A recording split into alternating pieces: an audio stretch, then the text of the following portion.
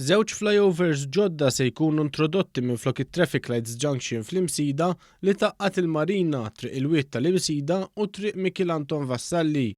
Dan il-proġett bl-isem d'Imsida Creek Project se jkun qed joħloq iżjed spazju miftuħ ta' rikreazzjoni viċin il-Monument tal-Ħaddiema u spazju ta' parkett ġdid. Il-Ministru għall-Infrastruttura Ian Borch saħaq li l-komunità tal-Imsida kienet ilha bżonn dan il-proġett, anke minħabba l-fatt li traffic lights fl-inħawi kienu jżommu l-karozzi għal tul ta' ħin fl-istess post.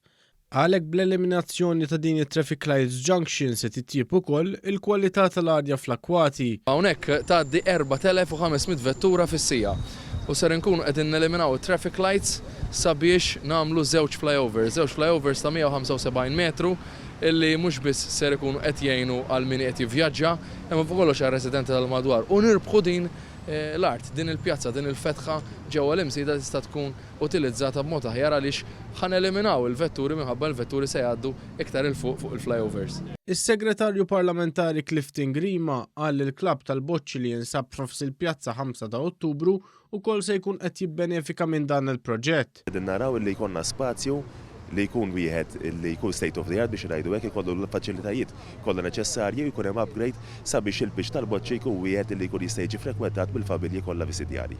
Il-Ministru Ian Borch qal li bħalissa għaddejjin bosta diskussjonijiet ma' diversi stakeholders fosthom il-Kunsill biex imbagħad jiġu finalizzati l-pjanti u ssir l-applikazzjoni għal permessi mal-awtorità tal-ippjanar fil-ġimgħat li ġejjin.